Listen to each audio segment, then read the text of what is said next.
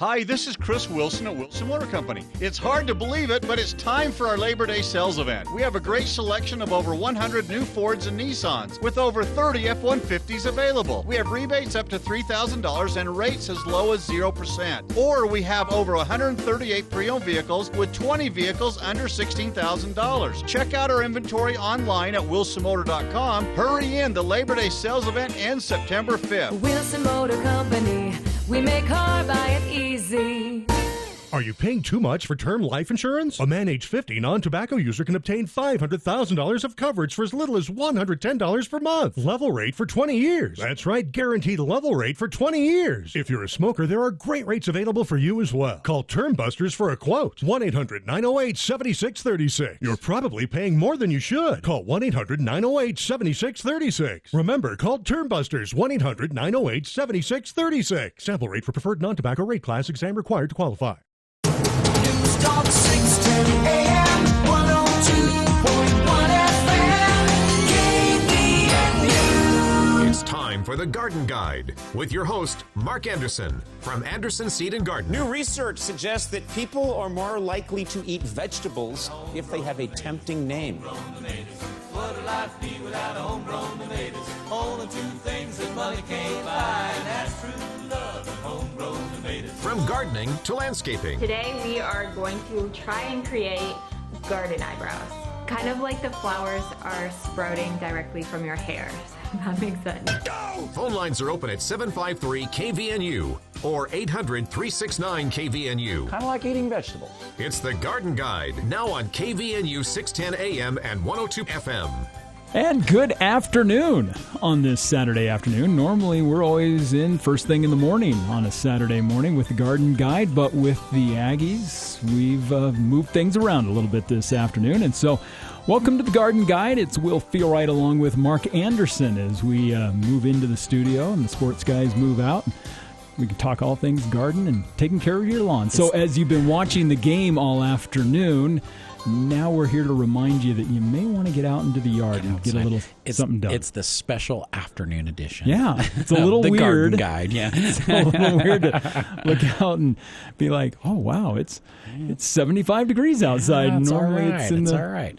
It's nice to have a 50s little and 60s. change, you know. It's It nice is. to have a little change. And I know people like to get up in the morning and listen to the radio show and kind of get excited about what they're going to do for the day. But it's nice for a change. Yeah, Plus, it's all right. It's also a little strange, too, because here it is Labor Day weekend. We were just talking, yeah. Mark, that, I mean, summer's kind of telling us it's officially over. It has snuck up on us, and I'm going to have to put my white pants away for the year. So.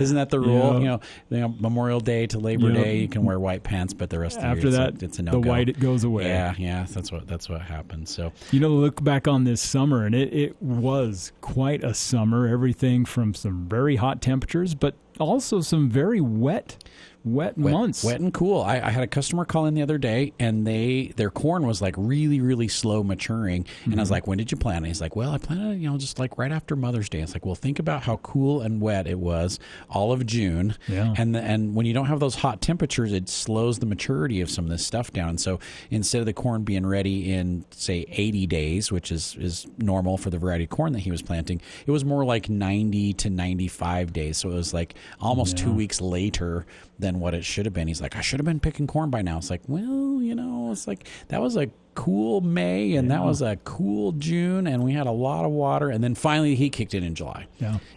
Seeing our bean plants have just all of a sudden exploded. Going now. crazy. And here we are in September. Yeah. It's like we're doing the same thing. It's like my jade beans, which we planted right around Memorial Day. Yeah. This is like our third big flush of crop, to pick. And so usually they're not going crazy like this in September. You usually start kind of weaning off and you're just kind of trying to help them along and get a few more pickings. Hey, I'm not complaining. Not complaining. So we're picking cucumbers like crazy and beans like crazy, and the zucchinis have come on, and our corn's going to be ready. And I didn't plant this corn until the 26th of June.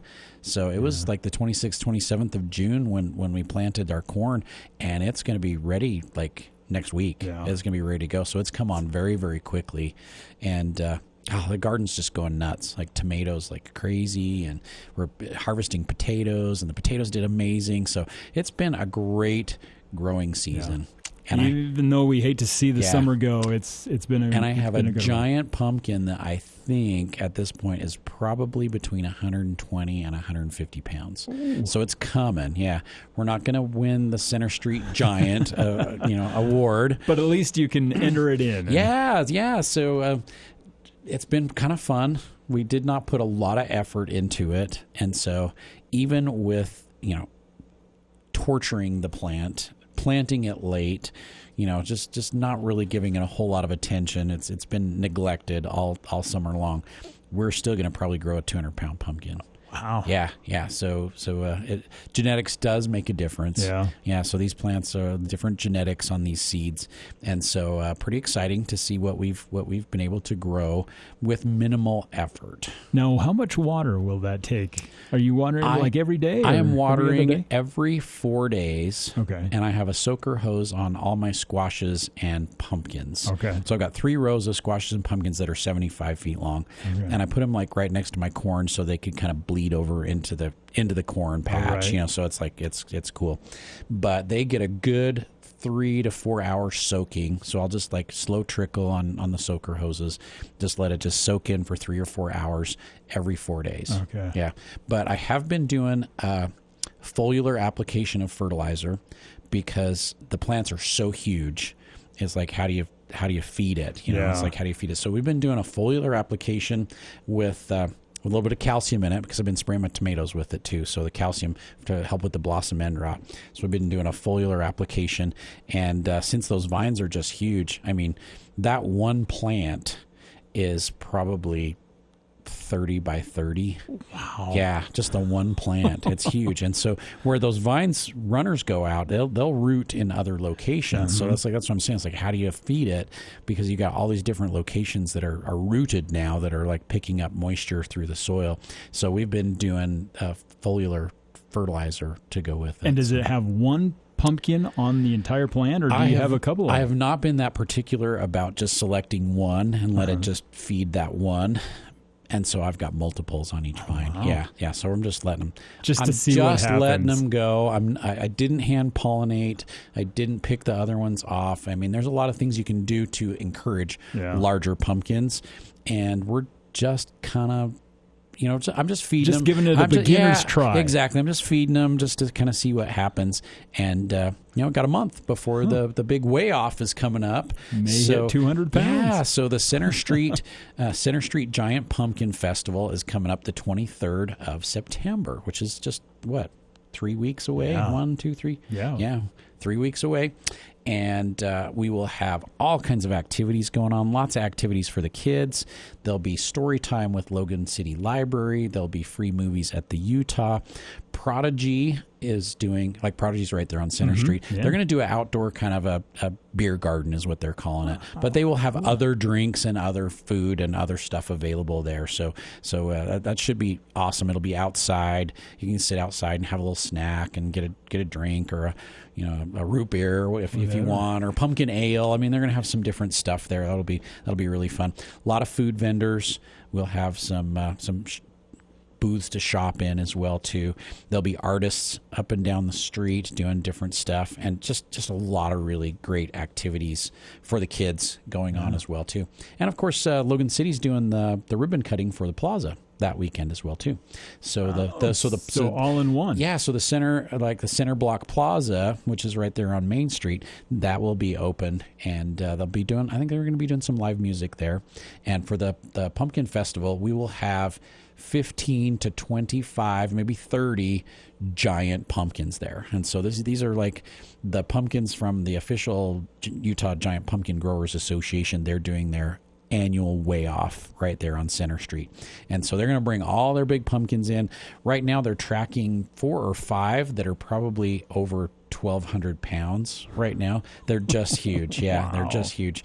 And in a month, they could be 1,600, 1,800 pounds. There could be some really big ones. It's massive to think. I mean, that would that's about a fourth of the size of the KVNU studio here. Oh, yeah, exactly. Exactly. So we're going to have some big pumpkins. We'll have like our pumpkin walk. You'll be able to walk down through and just check out like all the pumpkins. You'll be able to vote for your favorite one. So we'll have a People's Choice Award as well, too. So that'll be cool. But they're going to weigh all their giant pumpkins. But there's other events as well, too. So they'll have like the biggest watermelon and the biggest tomato and the biggest gourd. So they've got some different categories going on. They've got a kids category as well, too. So you can enter, if your kids grew a big pumpkin, you can enter them in. Bring it down. Yeah. So the idea is that, you get the kids started on it and they have fun and they get a little prize and, they get a ribbon and some recognition for what they've done. And then they're going to be excited about doing it another time, as they get older. So we want to encourage those younger growers to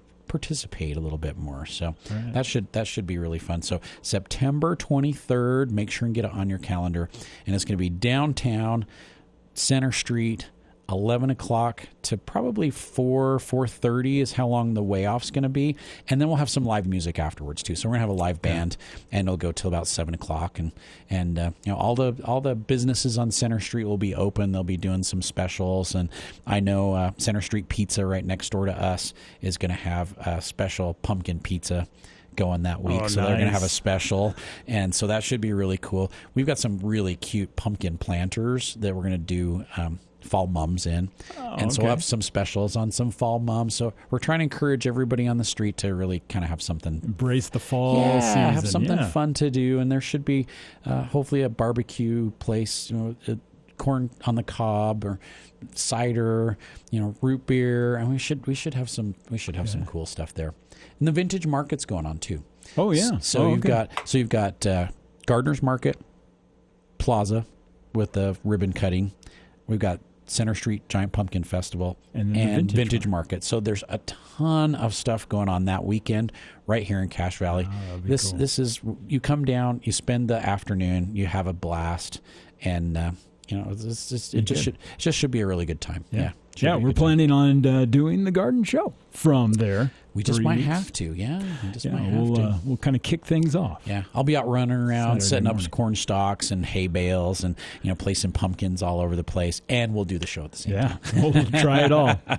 Now, I'm pretty sure also, that's what's going to happen. So that's coming up in 3 weeks, but we should also mention everything that's going on down at Anderson Seed and Garden this weekend. Because cash sale is continuing. Cash sale continues. So right now, all of our remaining trees and shrubs and vines and evergreens, they're 40% off. But if you pay with cash, you get an extra 10% off. So you're getting 50% off if you pay with cash.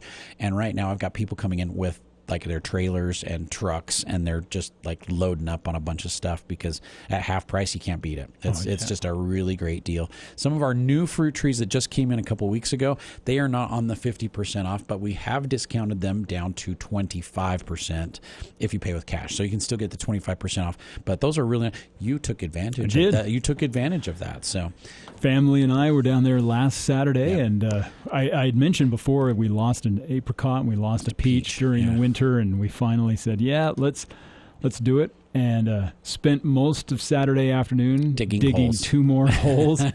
Isn't that what your kids are for? So like help dig those holes. My daughter sat in the swimming pool the entire time and watched me do it. And I'm like, where did I go wrong here? Thanks, honey. I was sore for days after that one. But you did get the last Harkin peach. Yeah. So those are awesome. There's still some really good varieties left. So there's some Snow Beauty, which is a white peach. It is one of the sweetest peaches you've ever tasted. So it's really, really good. I saw some, I saw Reliance. I saw some Contender this morning when I was out taking a look at those. So we still have some really good peaches left. There's early Albertas. There's late Albertas. There might be some Red Haven as well, too. So there's some really good varieties in there. And then for nectarines, there's like still Harco and Arctic J. And in the apricots, there was some Montrose and some Harcot and some Chinese as well too. I couldn't believe White these are Blenheim. huge trees. The trees are huge, aren't they? Yeah. 5-6 feet tall. My daughter mentioned, she goes, Dad, that peach tree is bigger than the peach tree that's in our yard right now that had been there for 2 a couple of years. years. Yeah. So these trees were bare root this spring. We had a grower pot them up and kind of baby them throughout the summer. We were hoping to get them the 1st of June. Ended up being like the latter part of July that they finally arrived. And some of them are 6 or 7 feet tall. They've got fruit on them. They're like fully leafed out. They put like 2-3 feet of growth on. They look really, really good. Yeah, they're going to transplant well. And I've had a couple of people taking trees out, and what I have recommended is, since they've got so much growth on them when you plant them, and you may want to do this too, prune some branches off. Oh, yeah. And so Put it back a little. prune about 25% of the branches off. And I tell people, just look at the tree. You can see which growth is like excess, where there's like redundant branches, where you got a couple branches right on top of each other. It's like, okay, pick the best one and take the other 2 off. Or you've got branches down really low, like maybe 18 inches off the ground. Prune that up to 3 feet and just take all those lower branches off, because they are unnecessary. Because what happens when you take them out of the pot and you put them in the ground, it kind of damages the root system that has developed in the pot, and it affects those fine root hairs that are on the tree. And so it just is unable to pick up the water and nutrient that it was previously able to absorb in its pot. We've put it into a new location, so it's going to struggle a little bit. So if you prune off some of that excess growth, now the tree doesn't have to supply as much water and nutrients to the whole tree, but you've trimmed off 20 or 30% of the tree. Now it has reserves that it can send to the rest of the growth that's on there and keep it looking better. Okay. So a lot of times the mistake that gardeners make is they just get a plant at the nursery, take it home and plant it, and they just expect it to perform exactly the way it was. Right, because you just don't want to touch it. Just like, oh, I don't want to prune it. I want not going to mess with it. Just let it take off. It's better if you can prune about 20 or 30% off. It's going to have less transplant shock. It's not going to go through stress as much. It's going to have some reserves of water and nutrient that it can share with the rest of the tree, because it does go through a little bit of damage when you're yanking it out of the pot and put it in the ground. Because those little fine root hairs, they're very, very sensitive, because they can pick up that nutrient, they can pick up that water very easily. But if you jostle them around and you bounce them and you shove them in a hole and then bury them and step on them, you end up breaking some of them. Okay. Yeah, it's just unavoidable. And so if you compensate with that by taking some of that excess growth off, and every tree that I looked at this morning when I was helping some people pick some out, it's like, okay, prune off this branch because it's crossing over this other branch right now. It's just like, get rid of it. It's like, you don't need it. And just trim them up to about 3 feet. Sometimes I'll trim them up to 4 feet and take everything below that just like completely off, because I don't like branches 2 feet off the ground. I want them to be like 4 or 5 feet off the ground so I can mow in and around them. Get around them. And right now, that's just unnecessary growth that we can concentrate the strength of the tree into the rest of the growth that we do want for later on. So great advice. It really helps, especially when we're planting this late in the season. It's like, no, just take all that extra growth off, and the tree's going to get established much, much faster. And next spring, you're going to see it just like take off like crazy, because you've cut all this off of the tree. It's storing all that energy. It's going to have that energy, and it's going to just grow like crazy next year. Yeah. So still a lot of fruit trees, plus also just the nursery itself. There's some great stuff. Yeah. Great shrubs that you can get up to 50% off. Yeah. Some nice flowering trees and some shade trees. I helped somebody yesterday with a pink flare cherry, which is a fruitless ornamental cherry. It's a zone 3. It's a gorgeous tree. It's what we've got out there on Center Street. All those cherry trees on Center Street, big pink flowers, really great fall color. There were some nice sycamores back there. I saw some beech, some birch trees. And if you pay with cash, they're all half price right now. Yeah. So cash, not credit card, not debit card, not check. Yep. The good old fashioned, paper money. And coin, but just you don't want to. That's a lot of coins. Please be nice to the cashiers. That's a lot of coins, but it's okay. All right. Yeah, so good things happening at Anderson's this weekend. And, of course, the Pumpkin Festival is coming up. And there's some really cool things happening this month. I guess we're into September now. This month we've got the Lotoja. Oh, yeah. Is next week. Yep. The 16th, we have the Top of Utah Marathon. And then we have the Pumpkin Festival. Yeah. So every tons weekend of fun stuff. And the Latino Festival, too. That'll be the same weekend as Top Cache of Utah. Valley Media sponsors that, don't you? Yeah, we do. That is a great party. Our sister station, One FM, Yeah. has put that on now. This will be, the third year, I think? I think it's the third year. Yeah. That is one of the funnest events that we have on Center Street. Yeah. It is it's really, it's really a blast. Yeah. It really is. If you have between not the participated, parades and the food, yeah. And everybody's just happy. Mm-hmm. Everybody's just happy to be there. It's just a great time. I look at everybody that comes in after the marathon, and they're not as happy to be there.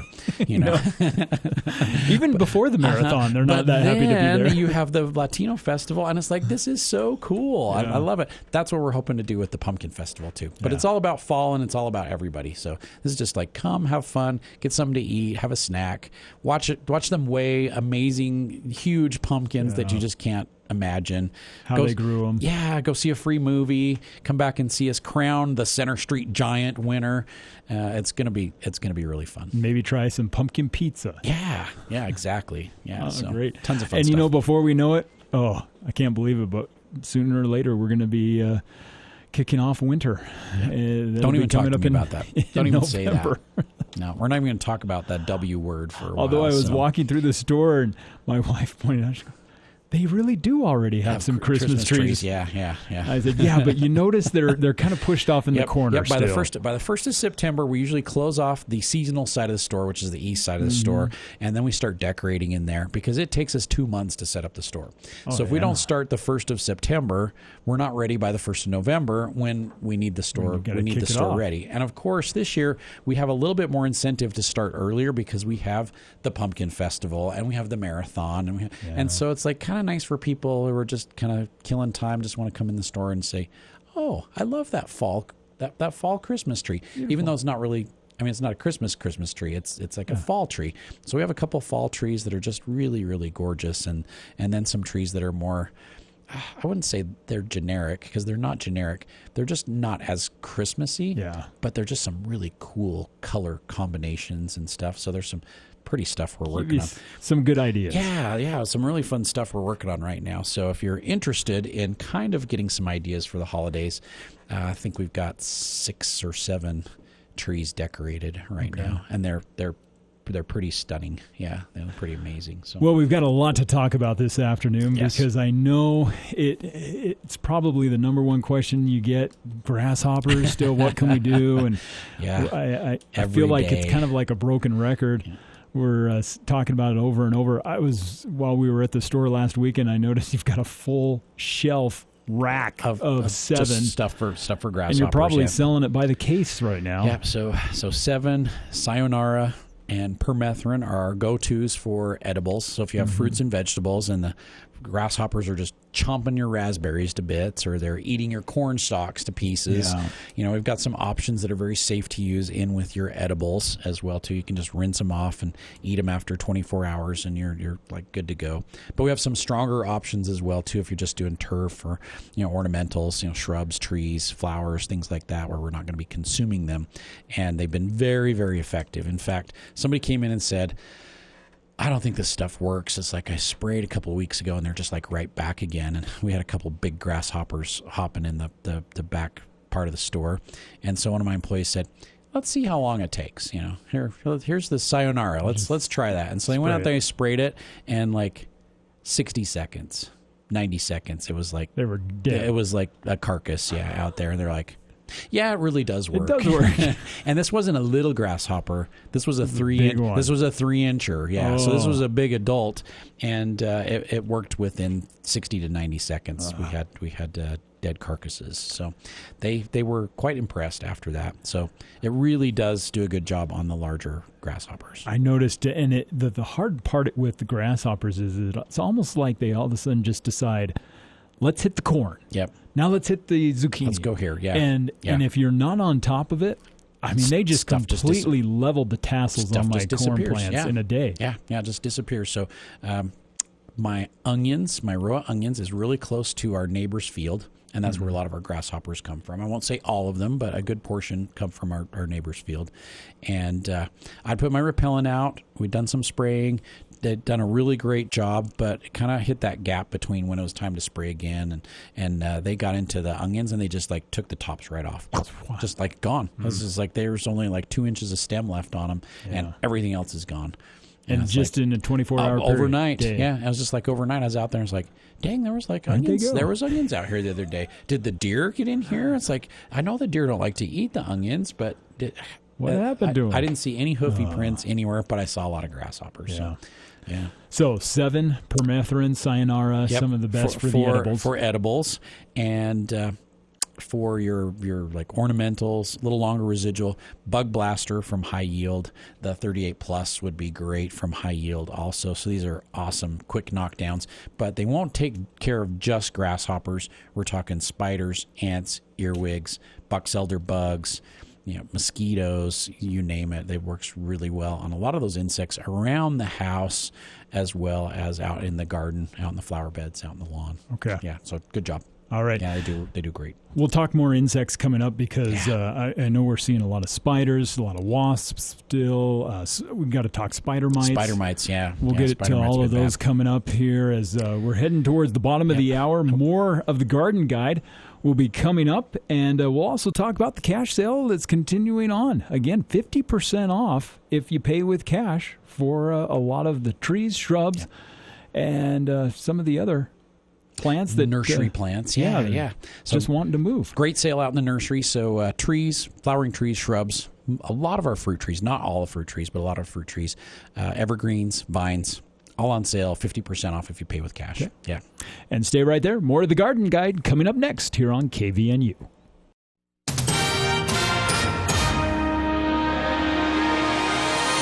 I'm Will Feelright with your KVNU News Update. It's brought to you by Quality First Insurance. Well, the Lighthouse Canyon fire has now grown to cover around 263 acres within the Desolation Canyon Wilderness area in a recent update regarding the wildfire in Emery County. Now, as of the last report, the fire remained uncontained and was located in a remote location about 16 miles southeast of East Carbon. Now, BLM Utah officials said they're going to continue to be using helicopters and monitoring the weather as we have increasing showers in the forecast. New video, meanwhile, also showed air resources actively working to contain the blaze. The cause of the fire has been determined to be lightning. Well, in college football, Utah State losing its season opener to the 25th-ranked Iowa Hawkeyes 24-14 as the Aggies had field goals from William Testa and Elliot Nimrod, also a 16-yard touchdown pass from Cooper Legat to Terrell Vaughn late in the fourth quarter. But it was Cade McNamara who threw for 191 yards and 2 touchdowns in his Iowa debut that really hurt the Aggies. And head coach Blake Anderson said after the game, if you take the mistakes that the Aggies had in the game out, this was a winnable ball game. If you take that stuff, which honestly is all self-inflicted, it changes the game, and that's what we got to learn. So I'm glad it's a reasonable game, and it was a competitive game, but y'all know me well enough to know that moral victories do not settle well with me at all. I want our guys to play the way they're capable, and we did at times, but those mistakes are too costly against any opponent, much less one of the caliber that we played today on the road. Now Utah State returns home to host Idaho State coming up next Saturday. Increasing chance of showers and thunderstorms as we head through the next several days. National Weather Service issuing a flood watch for Labor Day. I'm Will Feelright for KVNU News. From ABC Sports, I'm Joey Waller. This Colorado debut today. How about Coach Deion Sanders? Buffalo's pulling the upset at TCU. Dylan Edwards in at running back. Shedeur takes a snap, dropping to throw, swinging out of the backfield. Caught by Dylan. First down, 40, 35, down the sideline, 35, steps out of a tackle, 10, 5, end zone, touchdown! A deciding 46-yarder, 4:25 left. Buffalo's radio during their 45-42 win. Sanders' son, Shedeur Sanders, 5'10 passing, 4 TDs, 3 to that man, Dylan Edwards. Fourth quarter, Oregon 74-7 over Portland State. Meanwhile, in the second, Ohio State with a 13-3 lead at Indiana. Actually, in the fourth quarter or late third, Ohio State up 13-3 at Indiana. Washington 28, Boise 19, Texas 36, Rice 3, Notre Dame 41-3 over Tennessee State, Wisconsin 21, Buffalo 10. Can you imagine what it would be like if you only had one option to choose from when buying a new car? Or while at a restaurant, they only offered one entree? Sounds crazy, doesn't it? Hi, this is Matt Robbins with Quality First Insurance. If your current insurance agent only offers one option, then it may be time to change. At Quality First Insurance, we have access to hundreds of insurance carriers. Auto Owners Insurance and Quality First will give you options. Quality First Insurance, 2129 North Main Street, in front of Fisher Home Furnishings. Ready to experience a new level of local transit? Well, with the new CVTD app, it's super simple for you to plan your trip to a T. With our interactive map, you can view bus stops closest to your location with real-time arrival information. You can mark your favorite stops, get alerts, set reminders, and much more. So whether you're a seasoned pro or it's your first ride, get moving today with the new CVTD app. Are you working way too hard for way too little? There's never been a better time to consider a career in IT. You could enjoy a recession-resistant career in a rewarding field with plenty of growth opportunities and often flexible work environments. Go to My Computer Career and take the free career evaluation. You could start your new career in months, not years. Take classes online or on campus, and financial aid is available to qualified students, including the GI Bill. Now is the time. mycomputercareer.edu. From gardening to landscaping, The Garden Guide with Mark Anderson from Anderson Seed and Garden on News Talk KVNU, 610 AM and 102.1 FM. Welcome back to The Garden Guide on this Saturday afternoon, as we've been mentioning, kind of a unique time for the show. The special afternoon edition. Yeah, and immediately following The Garden Guide will be the travel show and then Boss Financial, and we've got a little different lineup this afternoon due to the Aggie football game earlier today. So, which is all right. Yeah, we'll adjust. We're okay with that. We finished the show, the last segment, talking about grasshoppers. Yes. Seems to be the number one question everybody's right now. mind. Yeah, everybody's mind right now. But they're not the only insects that we're dealing with right now. We're seeing a bunch of spider mites, and the spider mites love certain plants. So we've seen them get into cucumbers. They're really affecting beans right now. They'll occasionally get into tomatoes, but they love like all the squashes, melons, cucumbers, and the beans especially. But we're seeing them on like rosemary, and we're seeing them on some different flowers as well too. So spider mites are a little bit different. They're more difficult to control than some of our other insects. So not every insecticide works great on spider mites. And what's interesting about the spider mites is you never really see them on the plants, but you start to see like a little bit of webbing show up on the undersides, but it's a really, really fine webbing, and the webbing's really sticky like a regular spider web, but since it's really fine, it collects a lot of dust. And so every time the wind blows, it'll pick up like a little bit of dust, and it will collect, and it makes the leaves really gritty. And so you can almost feel the spider mites on there because the leaves become really gritty because the adhesive nature of the webs that's on there. Yeah. And usually what we'll do is we'll take a leaf that we think has spider mites on it, and we'll take a white piece of paper, and you tap the leaf on the white piece of paper, and just by tapping it on the piece of paper, some of the mites will fall off because they're not like holding on for dear life. They just will fall off, and you'll see them scurrying on the white piece of paper. And it's much smaller than grains of sand. Like they're teeny. You can hardly see them with your bare eye. And that's how you know. You have to look really close, but all of a sudden you'll see them scurrying, and then you can like kind of swipe your finger over the top of them, and you'll see little smears where you've smeared the spider mites. And so they like to attach themselves to the leaves. They suck the chlorophyll out of the plants. So they don't actually suck the sap out of the plants. So systemic insecticides don't work well on them because they're not sucking the sap. They're not going after the sap. They're not going after the sap. They're pulling the green. They're pulling the chlorophyll out of the leaves. And so systemic insecticides do not work well on them. You have to use contact insecticides. And, of course, they're not just on the upside leaves of the leaves. They're on the underside. So you got to really spray. Like dusts don't work really well. You got to use a spray. And the best sprays to use would be, if you want to go with the organic option, I would say the spinosad soap is one of my top choices. out of all the insecticides. It's very, very effective on the spider mites. It's safe to use right up to the minute you're going to harvest your plants, and super effective on a lot of other insects as well too. So the spinosad soap, or like triple action from Fertilome. So those are two really good organic options. If you want to go with a synthetic option, then you would go malathion, or the 7 or the Sayonara will work pretty well on them. But my go-to is the spinosad soap. Okay. It's really great, and I can use it on any vegetable in the garden, and basically you can go, oh, darn it, I was going to eat that. Take it inside, rinse it off, and consume it minutes after you've sprayed it. Okay. That's how low toxicity it is for people. In fact, it's not toxic for people, but it is toxic for a lot of insects. And it works great on the spider mites and so aphids. spinosad soap. Yeah, spinosad soap. And works on caterpillars. And we were dealing with tobacco budworms in the geraniums and the petunias right now. It works great on the tobacco budworms as well, too. And you almost want to kind of blast those plants so that it gets up underneath the leaf. Yeah, you got to get up underneath. And then the spider mites reproduce so quickly that you can kill off a whole generation of spider mites, and a week later they're right back again. So really you want to spray weekly for 2 or 3 applications. Okay. So that you can kill all the cycle. Yep.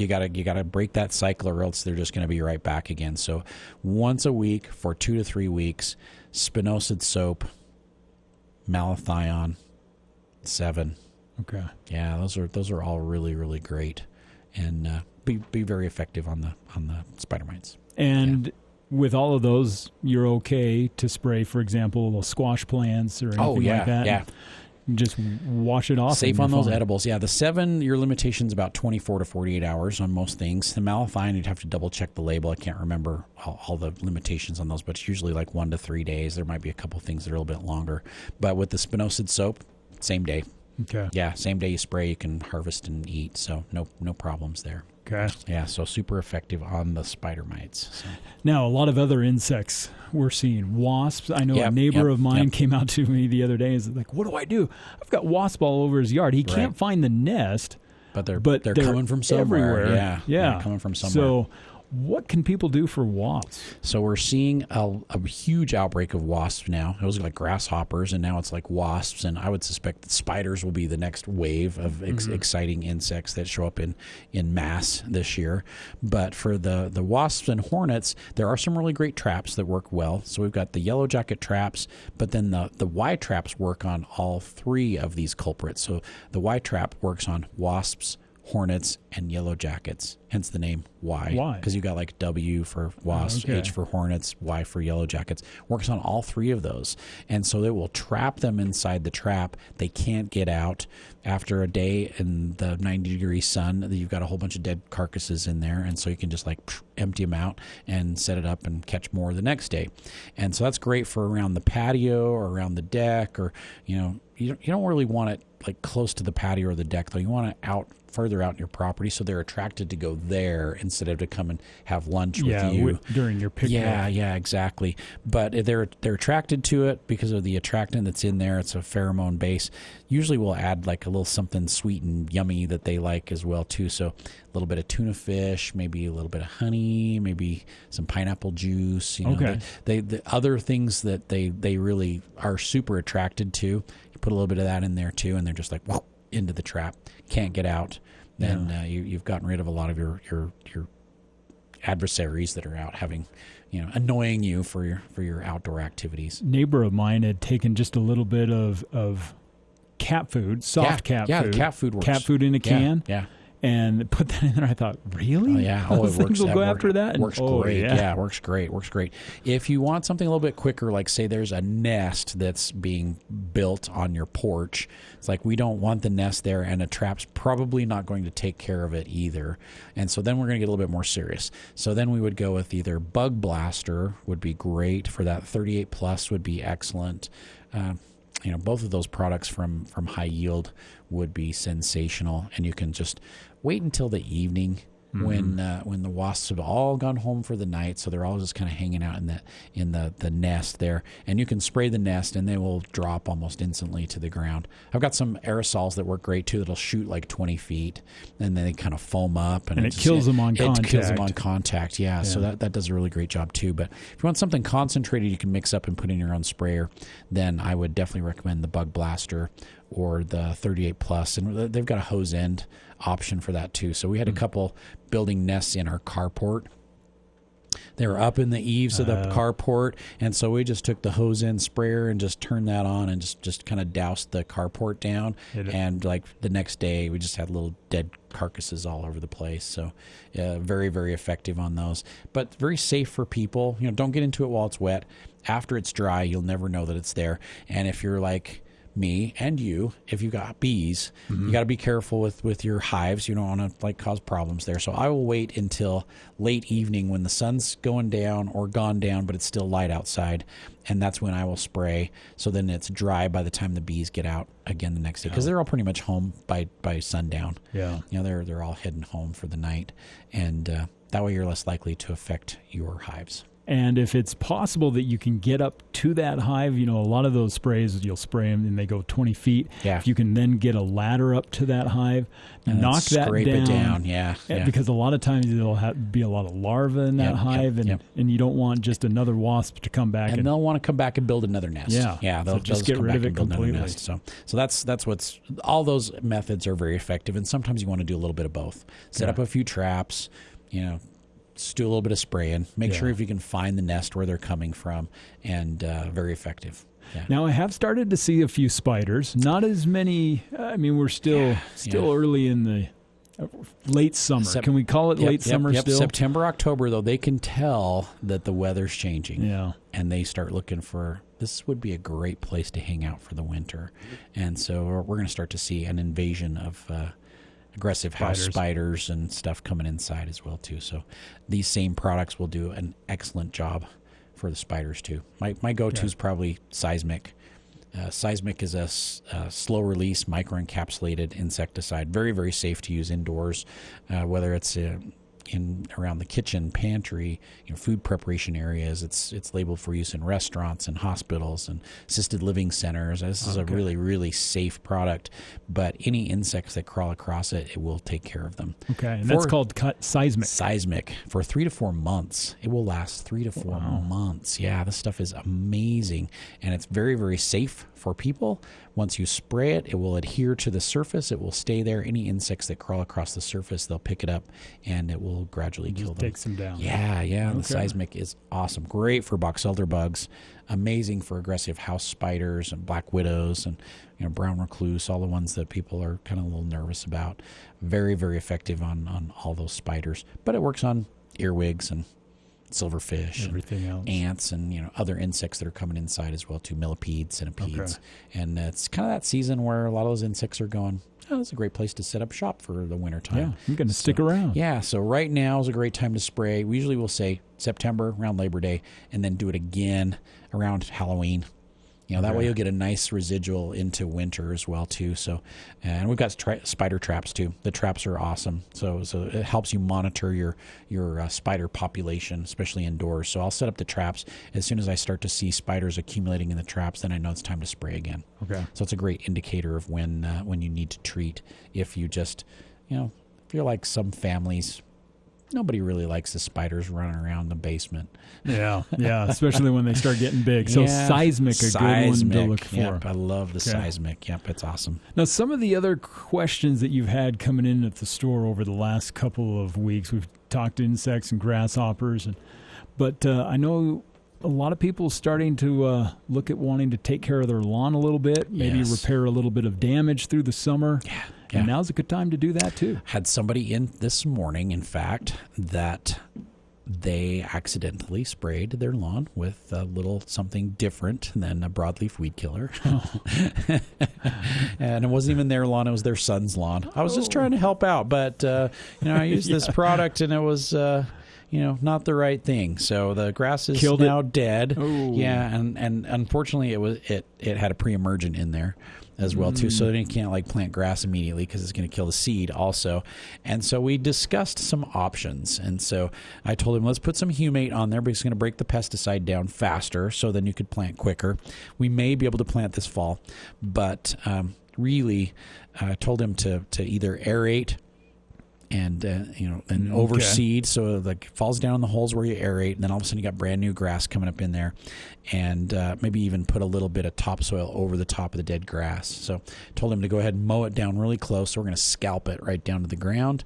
We're going to bring a little bit of topsoil in over the top of it, maybe do some aeration, and he'll have brand new grass coming up next year. And I said, you know what, it's not such a bad thing, because your new variety grass, if you go with these drought tolerant, insect resistant, disease resistant varieties that are green and soft and beautiful, you will be super happy that you killed it next year. Yeah. It's going to take a little bit of time, but all of a sudden you're going to go out there, you're going to sit on that grass, and you're going to go, dang, we should have done this a long time ago. I should have killed this grass a long time ago. Yeah, because the newer varieties of grass are just so much nicer than the older varieties. And if you go with a variety like Eden, which is one of our new drought-tolerant mixes, it's very soft, it's very green, and you could water it once a week throughout the summer. Okay. And it will stay green all summer long. It's a great new variety of grass. Okay. Yeah. So, but a couple things you want to do: fall aerating, a great time to aerate, even if you're not planting. Anytime grass. from now until the ground freezes in November. Great time to aerate. Awesome time to aerate. In fact, the best time of year to aerate. And after you aerate, the best thing you could possibly do is overseed with some new grass. Like, you've got these empty holes that there's nothing growing in there. What's going to grow in there if you don't put some grass in there? Yeah. Weeds. Yeah, weeds are going to come up. So once you aerate, if you can throw some grass seed in there, all of a sudden you've got new grass incorporated into your old grass, and you won't have weeds coming up in all the holes. Yeah. So it really, really makes a big difference, and it's inexpensive to do. So if you're overseeding after you've aerated, we're talking $10 to $15 per 1,000 square feet, just to incorporate some brand new, drought-tolerant, insect-resistant, disease-resistant, durable grass into your existing lawn. And if you're like me and you've just got a spreader, mix that grass seed with some fertilizer. Oh, yeah, just like it's broadcast that on. You can like feed it and throw some new seed out there all at the same time. Yeah, great way to go. And we have some awesome varieties of grass that will just give you that nice, beautiful texture, nice dark green, more durability, that'll fill in spots better, and you just don't have to water that much. And we were talking about it last night. I was at a meeting, and we were discussing, flip your strip, and there's a lot of people that want to change their whole landscape out and go more drought tolerant, more water wise, and it's really expensive. It's really expensive to just like tear part of your landscape out and redo it. And I'm just going, God, for $200 you could have like replanted the whole thing with this grass that you're going to probably use less water watering that grass than you will all these other plants that you just put in, and it's going to be a little bit easier to maintain, and your yard's going to be cooler, and it's going to create oxygen, and it's going to filter all the dust out. And so there's some really great options out there to continue to have turf on your property instead of gravel and lava rock and stuff. And I love the landscaped areas, but they don't cool things down like turf and trees do. So turf and trees. We just got to plant more trees and change our turf to more water-wise turf. And really, you're not using that much water to keep that turf looking good. But that turf is going to, when it rains really hard, it's going to collect all that water. When the wind blows and there's dust blowing all over it, it's going to collect that dust. And so turf really does have a lot of great advantages, and it's something we don't have to water 3 times a week. Yeah. So it's amazing to see the difference. When our house was built, the contractor had decided to put in an RV strip of gravel in case for some reason we ever had relatives that wanted to come and use it, which I've never wanted. Had to. but we've left that there, and on a hot day, you can walk out and feel the difference. Yeah.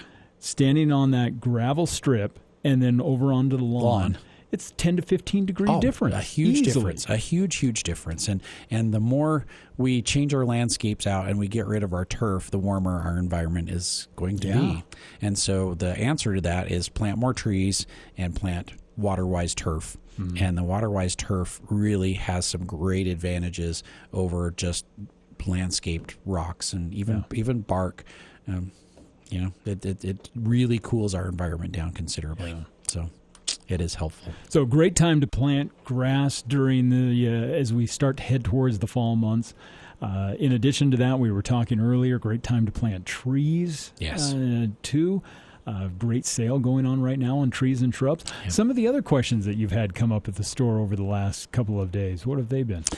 We've had a lot of people coming in asking about how to store their onions and their potatoes, because their potato plants are starting to die down, and it is the 1st of September, so it's time for the potatoes to die down.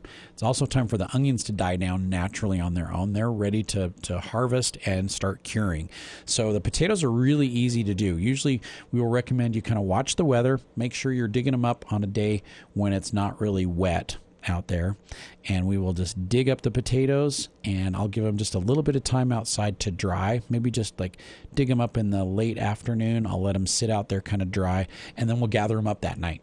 And I'll go out there and I'll just kind of rub the potatoes, get the excess dirt off of them so they're not just like covered with extra dirt.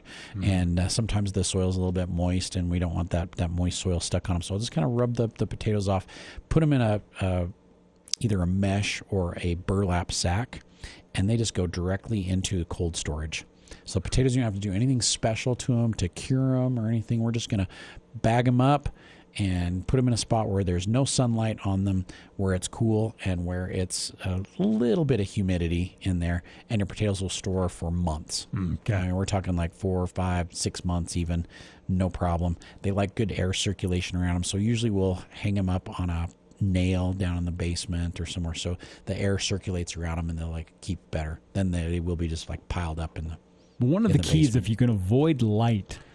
I They'll remember when I used, green. When I used to work at a grocery store in high school, that was always the one thing. We'd always put our potatoes in an area of the store where there was no light. Yep. We'd take the light bulbs out. Yep. And so that you still have some incandescent light from around, but they do not like direct light. Nope. So the darker the better. So you want dark, cool, little bit of humidity. Okay. Yeah, a little bit of humidity. So that's why those potato cellars are like perfect for storing the potatoes, because there's no power, no light. Dark. No.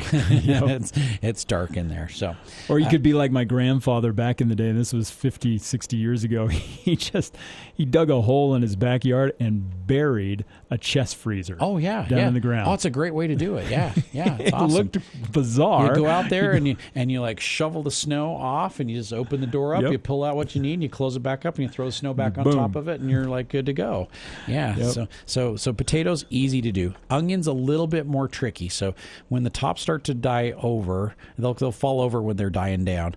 We will dig the onions up and we'll turn them upside down so that the roots are exposed. So the bottoms of the onions are exposed to sunlight, and we'll leave them out there for a day or two. So this also you want to do when it's not going to rain. Okay. So you don't want to like look at the forecast and go, oh, we got thunder showers this weekend.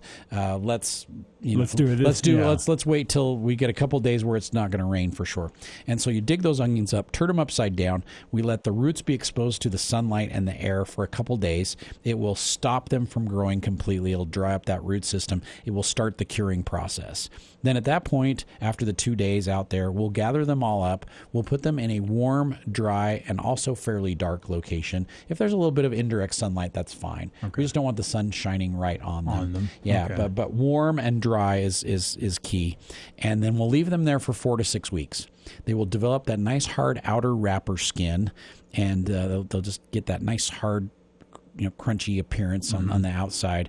And when they have that nice mature color, we'll cut the rest of the tops off and then put them in onion bags, which is like a mesh bag. And we have onion bags and burlap sacks at Anderson's.